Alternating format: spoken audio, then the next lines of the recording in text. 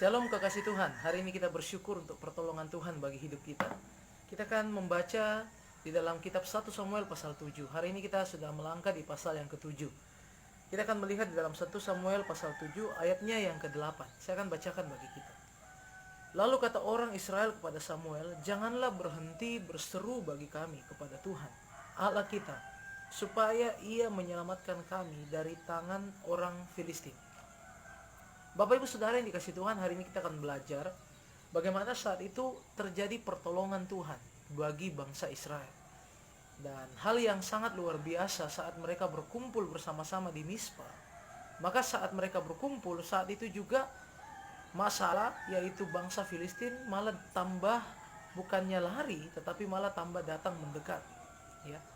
Jadi semakin kita dekat sama Tuhan, maka semakin masalah itu tambah banyak. Masalah itu tambah mendekat. Masalah itu tambah berusaha untuk menjauhkan kita dari anugerah Tuhan. Ya. Dan hari ini kita belajar bagaimana ketika bangsa Filistin itu semakin mendekat di dalam ayatnya yang ke-7, ya. Walaupun bangsa Israel ketika mendengar bangsa Filistin itu malah datang mendekat untuk menyerang mereka di Mispa. Walaupun mereka itu ketakutan, tetapi ayat yang ke-8 ini menjadi sebuah perenungan bagi kita. Saya bacakan sekali lagi. Lalu kata orang Israel kepada Samuel, "Janganlah berhenti berseru bagi kami kepada Tuhan Allah kita, supaya ia menyelamatkan kami dari tangan orang Filistin." Bapak Ibu Saudara yang dikasih Tuhan, hari ini kita belajar bahwa semakin banyak tantangan, semakin keras segala hal yang sedang terjadi di sekitar kita hari-hari ini, maka sesungguhnya wajar kita takut. Secara manusia kita pasti takut. Tetapi dalam ketakutan kita, justru kita harus percaya pada Tuhan. Ya. Raja Daud berkata, "Waktu aku takut, aku percaya padamu." Semakin kita takut, semakin kita mendengar kabar-kabar yang sangat-sangat buruk hari-hari ini, maka mari semakin kita percaya pada Tuhan.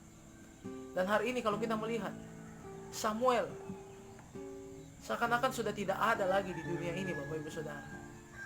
Orang-orang yang mau tetap berdiri menjadi wakil umat Tuhan, seakan-akan hari-hari ini sudah banyak menghilang, ya. Tetapi percayalah, ketika manusia mengecewakan kita, ketika tidak ada lagi tempat di mana kita bisa berlari untuk berdoa, maka mari kita datang pada Yesus. Mari kita berlari pada Yesus. Alkitab katakan dia imam besar yang agung. Bukan imam besar yang juga tidak turut merasakan penderitaan kita. Dia telah turut merasakan penderitaan kita.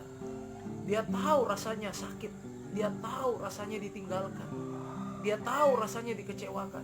Yesus telah menjalani itu semua. Dan saat ini kalau engkau datang kepadanya, engkau bilang sama Tuhan Yesus, "Tuhan Yesus, tolong saya. Tuhan Yesus, pulihkan saya. Tuhan Yesus, sembuhkan saya." Percaya, pertolongan Tuhan, pemulihan Tuhan, kesembuhan Tuhan terjadi bagi setiap hidupmu. Amin. Hari ini semakin keras badai, semakin keras tantangan, semakin kita harus berdoa. Semakin keras masalah, semakin banyak virus corona, semakin kita tetap harus kuat berdoa. Kuatkan hatimu dimanapun engkau berada saat ini. Mari tetap berdoa. Percaya badai pasti berlalu. Percaya di dalam nama Yesus ada mujizat kesembuhan. Percaya Tuhan tidak pernah melakukan, Tuhan tidak pernah mengizinkan pencobaan melampaui kekuatan kita. Percaya kuasa Tuhan masih ada menolong setiap hidup kita. Mari kita datang pada Tuhan.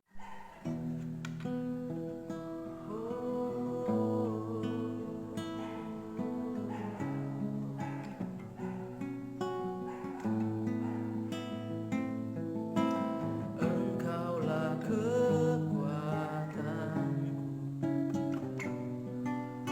tempat perlindunganku saat badai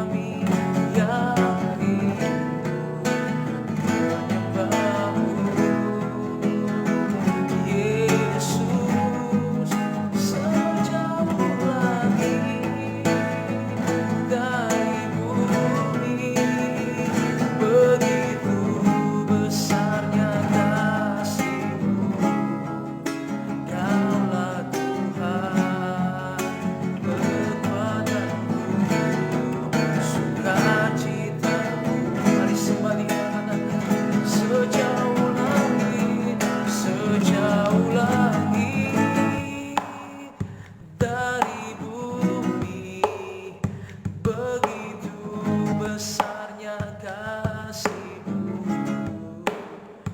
Penuhi hati kami yang rindu menyembah-Mu.